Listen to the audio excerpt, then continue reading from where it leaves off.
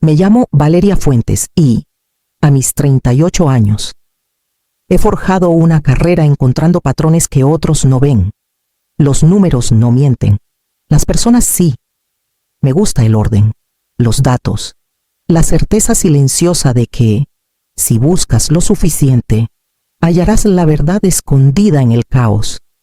Pero la verdad no tiene peso si nadie te deja hablarla. En la sala de juntas con paredes de cristal de nuestra oficina en Ciudad de México, apretaba el bolígrafo con tanta fuerza que dejaba marcas en mis dedos. Los demás volvían a hablar por encima de mí, sus voces subiendo en un coro desordenado de confianza. Bajé la mirada a mi libreta y tracé otra marca junto a la línea torcida de conteos que llevaba. 17 veces en 90 minutos. Pasé 3 semanas armando esas proyecciones financieras, noches largas en mi departamento en Polanco. El café enfriándose mientras rastreaba cada variable, calculando cuánto tiempo nos quedaba antes del colapso. Podía ver el camino, el único que podría mantener viva a la empresa, pero cuando intenté explicarlo, Diego se inclinó hacia adelante, con una voz segura como el aceite, y desvió la conversación. Marcos agregó jerga.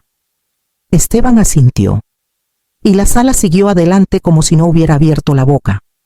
Cuando ellos hablaban, nadie los interrumpía. Cuando lo hacía yo, el aire se desvanecía. Presioné mi pulgar contra el papel, obligándome a callar, si insistía. Sonaría a la defensiva.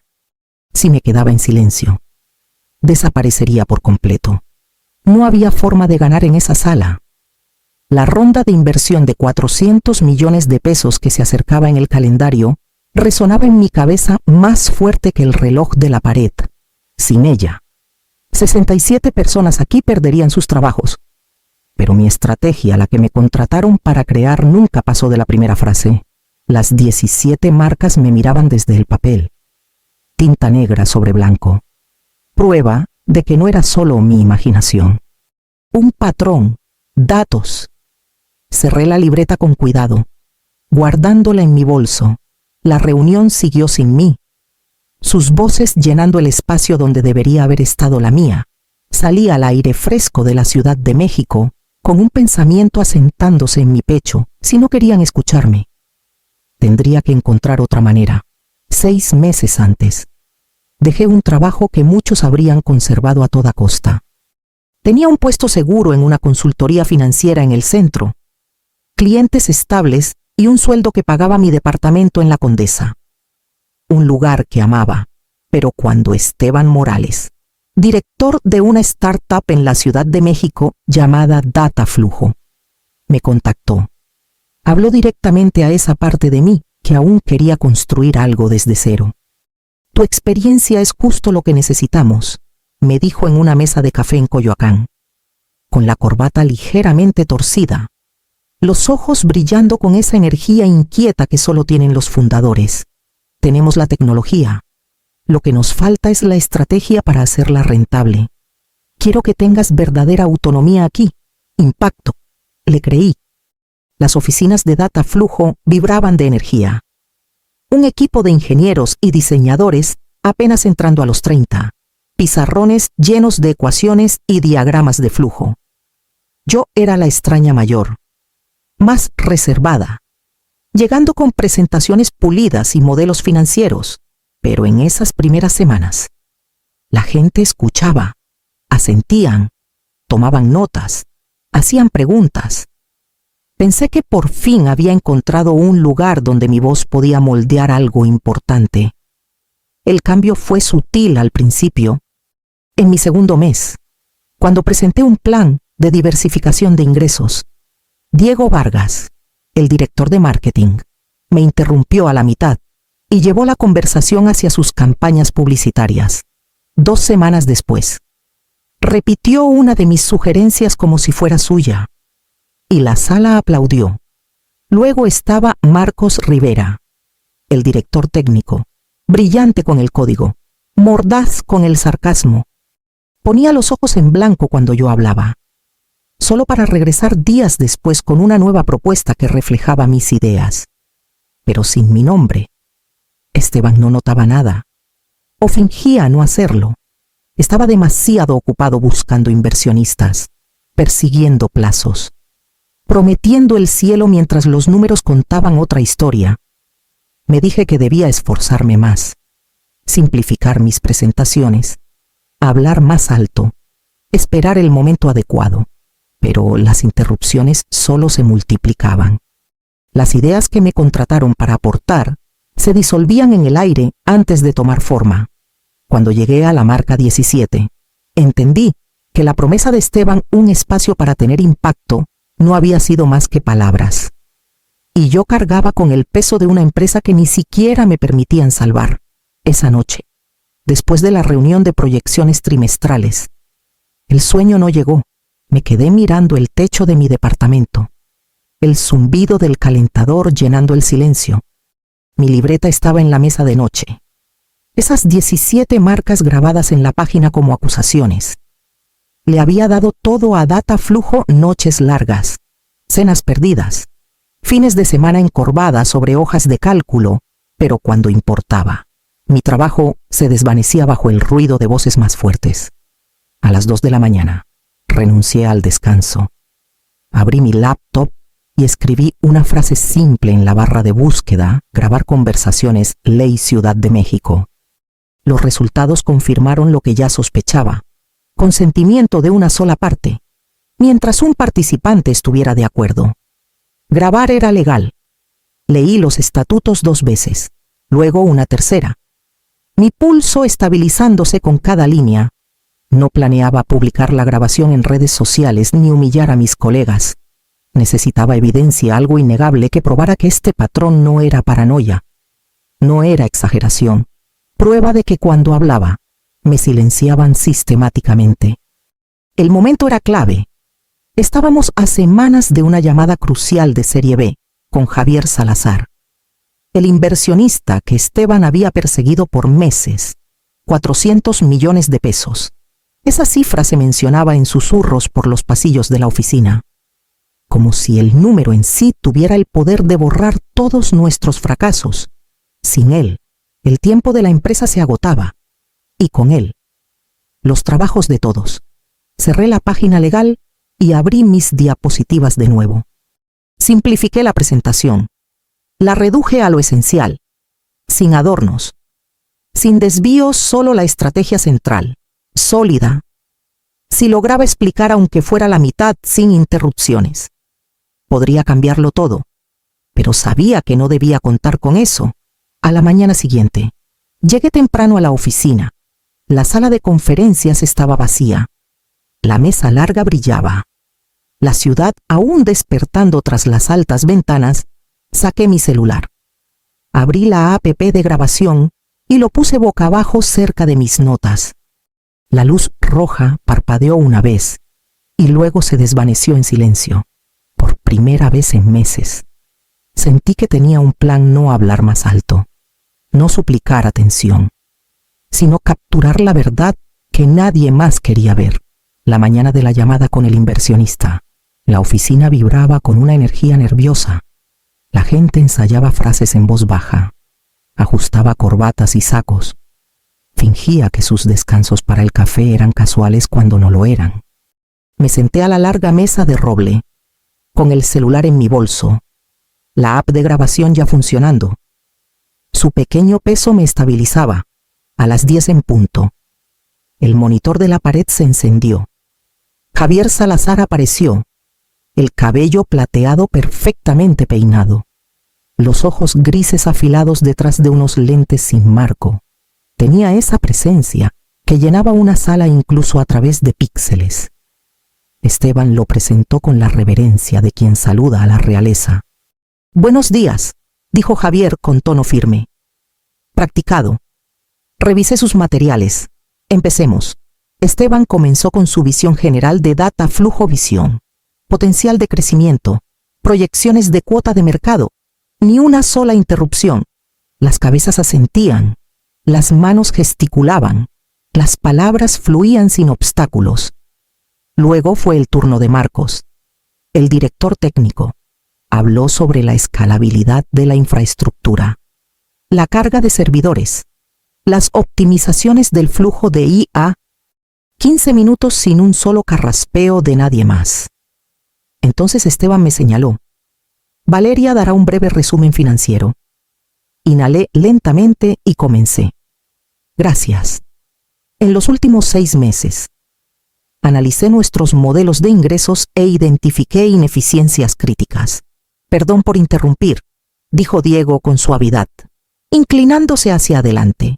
Tus proyecciones suenan optimistas. ¿No deberíamos enfocarnos en estimaciones más conservadoras? Mantuve mi tono firme. Este modelo toma en cuenta el desempeño del último trimestre. En realidad, interrumpió Marcos, hay que abordar los costos técnicos antes de cualquier suposición de ingresos. Si no, los números no tienen sentido. Asentí una vez, con los labios apretados, y pasé a la siguiente diapositiva. Solo quiero añadir, levantó la mano Nolan. El director de producto, listo para desviar el enfoque hacia métricas de crecimiento de usuarios. 3 interrupciones en menos de 10 minutos. Mi estómago se tensó, pero no perdí el paso. El celular en mi bolso seguía en silencio, grabando cada palabra. Entonces, una voz diferente cortó el murmullo. Para, dijo Javier.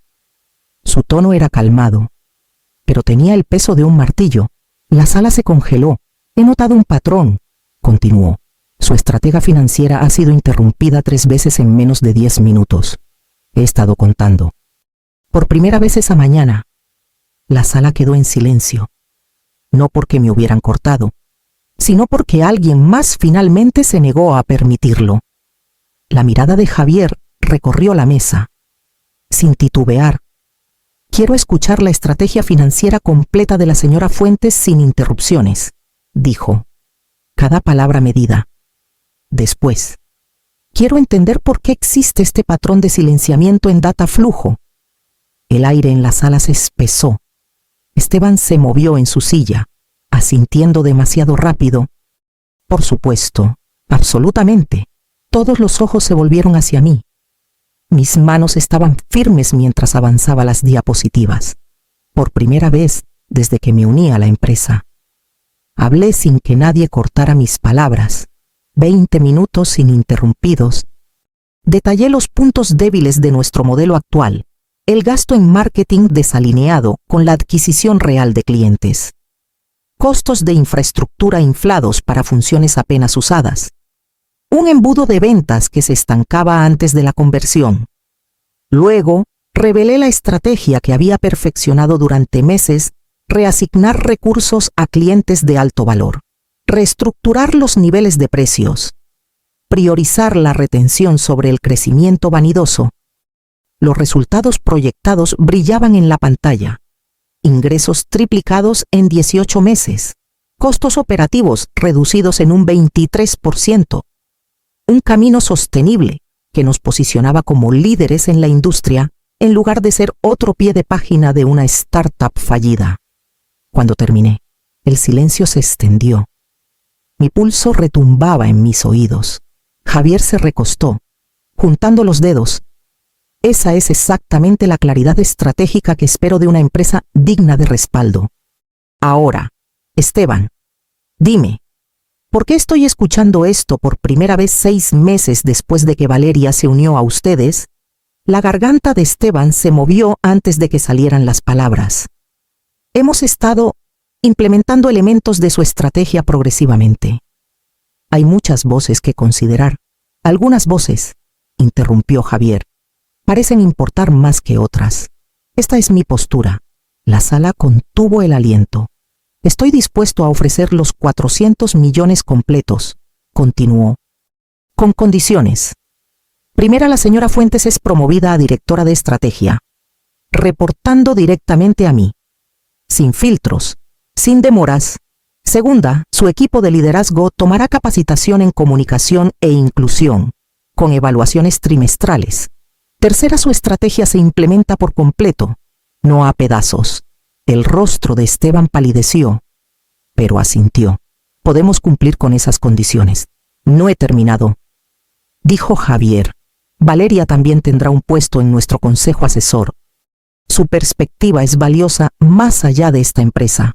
El silencio que siguió fue absoluto. Diego miraba la mesa. La mandíbula de Marcos se tensó. Esteban forzó una sonrisa que no llegó a sus ojos. El futuro de Dataflujo acababa de cambiar. Y el mío también. Cuando la llamada terminó, nadie se movió. La pantalla se apagó, dejando solo nuestros reflejos en la superficie brillante del monitor. Las sillas crujieron, los papeles se movieron. El peso de lo que acababa de pasar presionaba la sala como una tormenta inesperada. Esteban carraspeó primero. «Felicidades». «Valeria», dijo, con una sonrisa demasiado rígida, la voz tensa en los bordes. «Hablaremos de la transición de responsabilidades después». Diego mantuvo los ojos fijos en su libreta. El bolígrafo inmóvil en su mano. Marcos ajustó sus lentes. Con la mandíbula apretada, negándose a mirarme, nadie dijo otra palabra. Recogí mis materiales en silencio. Guardé mi celular en el bolso y salí sin esperar a que alguien hablara. En mi oficina. Cerré la puerta y solté el aliento que había estado conteniendo.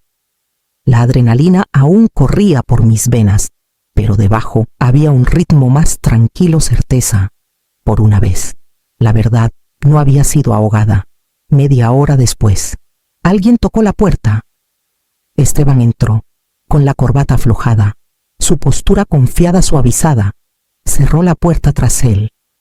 «¿Tienes un momento?», señalé la silla frente a mi escritorio. Se sentó, alisando su corbata como si el gesto pudiera devolverle el control. «Quiero disculparme», comenzó. «Por cualquier malentendido que haya ocurrido, valoramos enormemente tus contribuciones». Mantuve mi rostro neutral. «Gracias». Se inclinó ligeramente, bajando la voz. «Valeria, hablaste de esto con Javier antes de la llamada». La pregunta pesó en el aire. Lo miré a los ojos. «No, estaba tan sorprendida como tú». Su mirada se desvió a mi bolso. «¿Y el dispositivo que tenías funcionando durante la reunión?». Mi pulso se aceleró, pero mantuve mi tono tranquilo. «El consentimiento de una sola parte es legal en la Ciudad de México. He estado documentando el patrón de interrupciones durante meses. La grabación es para mi protección personal». Esteban parpadeó. Desconcertado por mi franqueza. «Entiendo. ¿Planeas usarla?». «Eso depende de lo que pase después», dije con calma. Asintió lentamente. Se levantó y salió sin decir más. Esa noche, con una copa de vino en mi departamento, le conté todo a Clara. Mi amiga más antigua y abogada litigante escuchó. Sacudiendo la cabeza, «Guarda la grabación», dijo con firmeza. «No como arma, sino como seguro. Estás a punto de cambiar el equilibrio de poder. La gente no cede eso con gracia». La semana siguiente, Esteban reunió a la empresa para un anuncio general. Presentó mi promoción como una evolución natural. Una señal de crecimiento, nada más. Las palabras sonaban ensayadas, pero el mensaje era claro. Las condiciones de Javier se estaban cumpliendo. Cuando me presentó como directora de estrategia, hubo aplausos educados. Algunos genuinos, otros forzados. La sonrisa de Diego fue fina. Marcos no se molestó en ocultar su ceño. Sabía que los títulos significaban poco sin pruebas. Así que comencé donde el silencio siempre había sido más ruidoso en los departamentos mismos. Programé sesiones de escucha individuales, invitando a gerentes y sus equipos a explicarme sus proyectos actuales, sin diapositivas, sin interrupciones, solo libretas abiertas y preguntas puntuales, en marketing. Diego se sentó frente a mí, con los brazos cruzados, la voz plana. Estas reasignaciones de presupuesto podrían destruir campañas en las que ya invertimos meses. Mantuve mi tono firme. Muéstrame los números de retorno de inversión. ¿Qué campañas están generando clientes que pagan? ¿Y cuáles son solo impresiones? Dudó. Su equipo se movió incómodo. Saqué los reportes que ya había analizado. Esta campaña nos costó 600,000 pesos el último trimestre y trajo menos de 2 docenas de conversiones. Es una tasa de quema que no podemos permitirnos. Redirigir esos fondos a programas de retención aumenta el margen en un 20%. Al final de la hora, Diego no sonreía, pero su equipo se inclinaba hacia adelante, haciendo preguntas, tomando notas. Podían ver que los números no mentían. Marcos fue una batalla diferente cuando me reuní con él y los líderes de ingeniería. Apenas me dejó terminar una frase antes de contraatacar. «Esto es ridículo», espetó después de que delineé los recortes de infraestructura. «Estás desmantelando sistemas que tardamos años en construir solo porque a Javier le caes bien». La sala quedó en silencio. Giré mi laptop hacia él. «No se trata de Javier. Aquí están los costos de los últimos 18 meses, mapeados contra el compromiso de los usuarios. El 43% de nuestro presupuesto de desarrollo se ha ido en funciones que menos del 7% de los clientes usan regularmente». Pasé a la siguiente pestaña. Esto es lo que pasa si reasignamos esos recursos a las funciones principales de las que dependen nuestros clientes de mayor valor. Aumento proyectado de ingresos 28% en 6 meses. Menor sobrecosto. Mayor retención. La mandíbula de Marcos se tensó, pero no discutió. Su equipo se acercó más. Con los ojos escaneando los gráficos, por primera vez, la sala no me estaba ignorando. Estaban escuchando. La tinta de mi nuevo contrato apenas se había secado cuando las condiciones de Javier entraron en vigor. Los 400 millones no llegarían de golpe. Vendrían en tramos, cada uno ligado a indicadores trimestrales, retención de clientes, costos de adquisición y crecimiento de ingresos, fallar una vez. Y el siguiente desembolso se congelaría. El primer mes. Seguí cada número con obsesión. Al principio, los reportes parecían estables. Luego, a mitad de camino, las luces de advertencia comenzaron a parpadear. La rotación de clientes se disparó inesperadamente. Nuestro programa de retención aún no había cuajado. Y los clientes antiguos se escapaban más rápido de lo que podíamos reemplazarlos. Me quedé en mi oficina hasta tarde una noche, con las luces de la Ciudad de México brillando más allá de las ventanas. El tablero mostraba la verdad con una claridad brutal si las métricas volvían a caer. El equipo de Javier tendría motivos para detener la financiación. Eso significaría despidos, tal vez el colapso. La respuesta estaba en los números, pero era una que no quería enfrentar. Una función muy querida, el tablero comunitario, consumía casi un cuarto de nuestros recursos de desarrollo sin producir ingresos medibles. Los empleados estaban orgullosos de ella. Algunos habían construido sus carreras perfeccionando su diseño, pero los datos eran claros, tenía que desaparecer. A la mañana siguiente, reuní al equipo de liderazgo. Diego frunció el ceño en cuanto vio los gráficos. El rostro de Marcos se puso rojo antes de que terminara. «No puedes eliminar el tablero», dijo, golpeando la mesa. «Es lo que nos hace únicos». «No», respondí, manteniendo el tono nivelado. «Es lo que nos está quebrando. Gastamos 6 millones de pesos en su mantenimiento el último año, y menos del 5% de los clientes siquiera lo usan.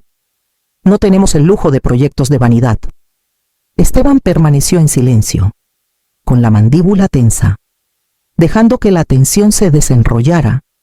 Alrededor de la mesa, el resentimiento chispeaba como estática. Podía sentir el peso de su enojo, la sensación de que estaba destrozando algo en lo que habían invertido tanto. Pero también sabía lo que significaban los números.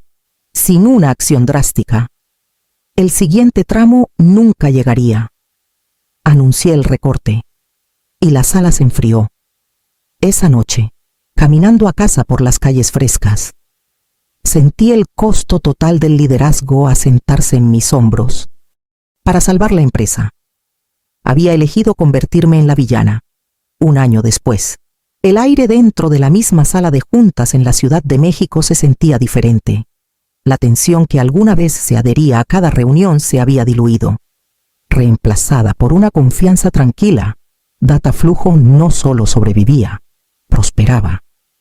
Los ingresos habían subido un 67% año tras año.